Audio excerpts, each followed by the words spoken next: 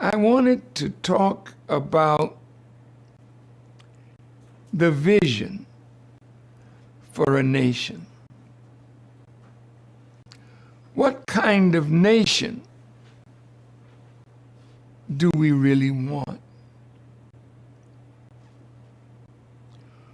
We are coming up talking about building a nation at the end of the 6,000-year rule of our former slave and colonial masters. Surely America is the greatest of those nations that came up in this last 6,000 years, but we're looking at the death of America. We're living to see the fall of a great nation, and it is unraveling before our eyes. So surely America cannot be the example of the nation that we desire to be. Now, pause right there, and as an American, ask yourself that very vital question. Minister Louis Farrakhan here is trying to ask Americans a question, a very, very important question. What is the visions, or what is the vision that Americans hold or have for this country, for their own country today? Can Americans even say that they are united as a people to see America in a certain way? Or is everybody just living for themselves and God for us all? That question is not simple right there. It's surgical, because if a nation, cannot define its future collectively, despite all the differences people have, you have a common future. If you cannot go ahead and try to define it together as a people, then slowly it starts rehearsing its own collapse. And we've been hearing these predictions, these even prophecies of people saying this could be the downfall, the collapse of the American empire. Have Americans considered to that fact, or can they still sit down and say, collectively, differences aside, as Americans, who are we and what do we want of this country? Now let's continue to watch and listen carefully, and I'll be back with some more good commentary. And so in this last 6,000 years, we have the history of the rise and fall of nations. Nations have come, become great, become corrupt and fall. Nations have extended their power and reach over many smaller nations or tribes. But where are they today? We have not an example of perpetuity in none of these nations. They come and they go, they rise and they fall because something inherent in their rise and in their fall has told us that they are not a good example for us to follow. The Bible says it like this: righteousness exalts a nation, but sin is the reproach of a people to any people. I want us to just look at that for a minute, because we've come up in America, in the Caribbean, in Europe, in Africa under European leadership. We could say we came up under the devil himself. Yes, sir. Yes, sir. There's nothing that they have done that is in harmony with the law of good and righteousness. They are very strange people who have been our masters and our teachers. And in reality, being under them for 462 years in America, they have literally made us into themselves. In the book of Revelations, an angel comes forth and he declares, Babylon the Great is fallen, for she has become a habitation of devils, a hole of every foul creature, and a cage for every hateful bird. I want us to see how difficult it is for us to meet and be successful in what we're doing when inside of us there's a boiling cauldron of dislike for each other. And that comes out every time we try to do something together. We end up destroying it ourselves. Not that we are the destroyer, it's the enemy operating in us that is making us self-destructive. We become traitors of one another. We become stool pigeons. We become the agents of our enemy against our own rise. Please, my gay and lesbian brothers and sisters, don't think that I hate you. I love you as my family. But the way of life that we are living is counter to the nature of God and the nature of the universe and its creation. God created everything in pairs. There's a male and female grass,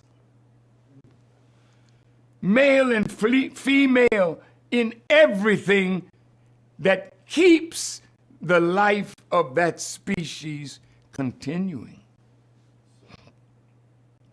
I love you as a brother. I love you as a sister.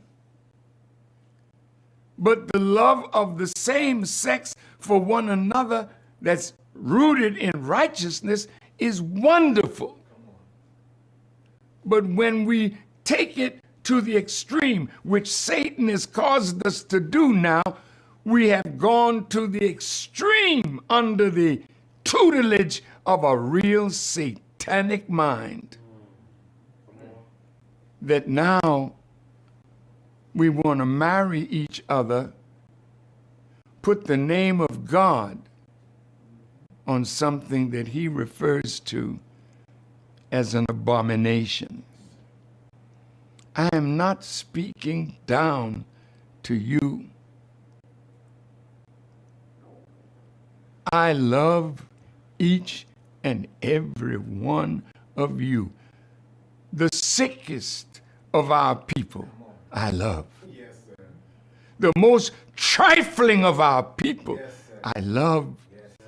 Because I know who you are, and I know who made you into what you have become. Yes. So I am not an enemy, and God is not your enemy.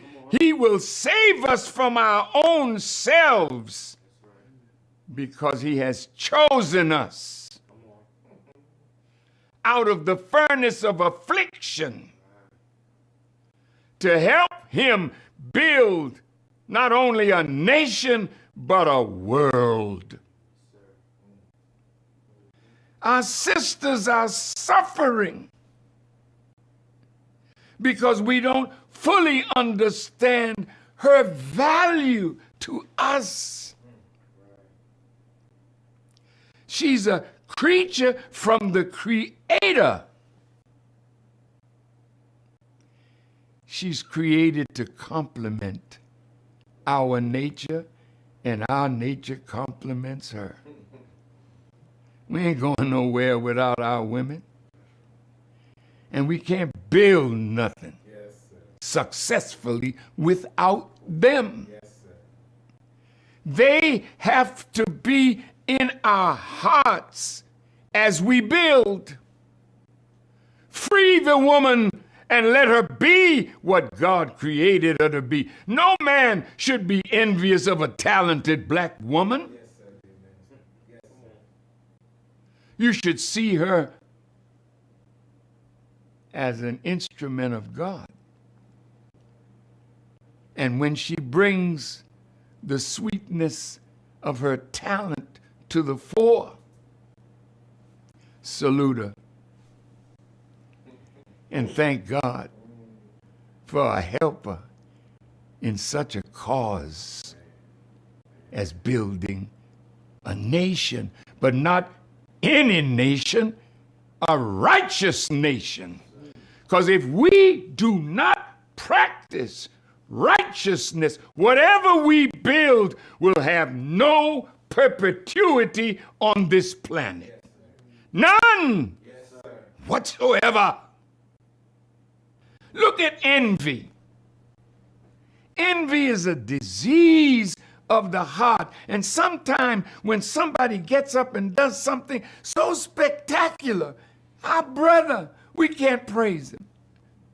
We can't say to him, wow, wasn't that great? We can't say to her, that was great work. Thank God for you. We can't. An envious person is a hater of God. Because an envious person will say, I'm better. Why don't I have this gift that so-and-so has? That may not be your gift, but God didn't leave you out. He blessed every one of you with a piece of himself in a gift that is unique, and it demonstrates your connection to the greatness of God. You're a slave when you're bound to sin. That's why when Jesus was talking to the members of the Jewish community, you shall know the truth, and the truth shall set you free. They said, how come you say we shall be set free? We ain't never been enslaved to any man. Yeah. But if you're enslaved to the covetousness of yourself, where you see what God has blessed Africa with, or the Caribbean and other nations with, and you call it your self-interest, to rob others of what God gave them. A covetous people. That's not your example. We have to separate from that mentality. Put it away. And if they want to be like that, put them away with it. Yes, sir. Because the poison, the toxicity of their way of civilization will destroy our nation before it even gets up. Let me close with these words from the Quran. Travel in the land and see what was the end of the rejectors. Travel Well, we can't travel and see what happened in the days of Noah or Lot, but when you read their history, you're traveling.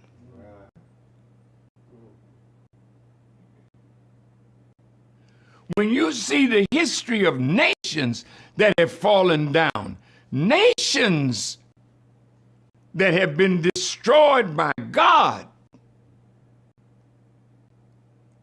what does it bring up in your mind when you and I want to build a nation? The nations always start off pretty good. I'm going to close with the nation that I live in.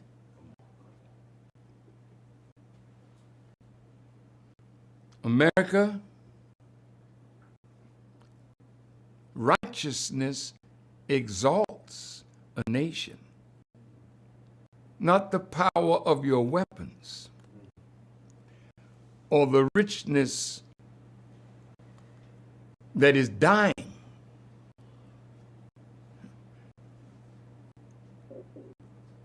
Or your gold that is cankered. Your garments that are moth-eaten. America is unraveling as we speak. She's dying a slow death because of greed, because of the lust for the resources of other nations. She's dying because of the evil way she has treated not only us, but her own people. What kind of nation do we want to build? Can it be built on our bloodshed of each other? Or can it be built by our love for each other? Thank you. Thank you. Thank you.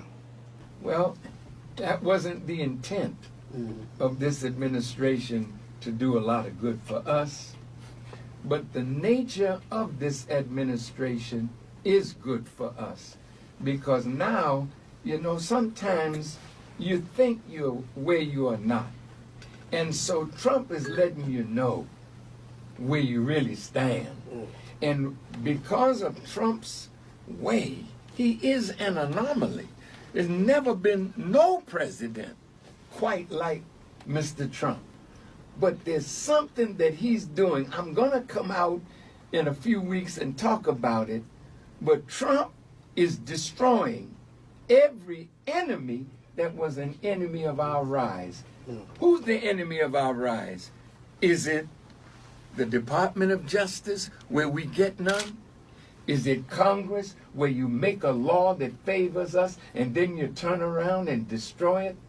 Is it the media that has destroyed every black leader that stood up for us, calling us out of our name? Martin Luther King suffered it, Malcolm suffered it, Du Bois suffered it, Marcus Garvey suffered it. So he's attacking the media, calls it fake news. Well, I don't think everything is fake, but I know very well that we have been the victims of some fake news. Yes. He's beating up the FBI. Go at it, baby. Because they've been beating the hell out of us ever since J. Edgar Hoover and the counterintelligence program of the U.S. government. So go ahead, Mr. Trump. But here's the problem. I'll close that with this. Mr. Trump, you have to be careful. Because I did say on a sister station that if we voted for Trump, he's going to take America to hell on a rocket ship. Yes, sir. And America, he thinks, is gaining by the bullying, by the threats. No, Mr. Trump, America is losing. And if America triggers the Third World War, which the Bible calls Armageddon, the America that we know, we shall never, ever know it again. We really need to stop and check, man, because you're getting the country into deep trouble. It's Chicago Morning Takeover, man. We're sitting with. Okay. Now, this is not about Democrats or Republicans. This is not about left or right, liberals or conservatives. No. This is about whether Americans still see themselves as one people, all together, or are they just seeing themselves as rivals, rival camps, opponents, and even worse so, enemies of each other? Because what we are witnessing in America today is not just disagreement, normal disagreements, normal differences in opinions, but it's deep fragmentation and deep divisions amongst the people, more like irreconcilable differences with the people. And people are no longer asking what's right. People are asking who is it helping? Like the baseline, the foundation, the core of capitalism. Capitalism is not about what is right, it's about what is beneficial.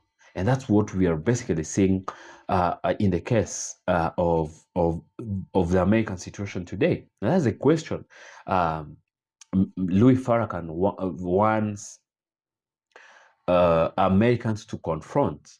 And once a society reaches a point where it's not about what is right, but it is about what can benefit someone at the expense of another, when it reaches that point, the truth becomes negotiable. When you can negotiate what is the truth and what's not, that's dangerous. You see it everywhere.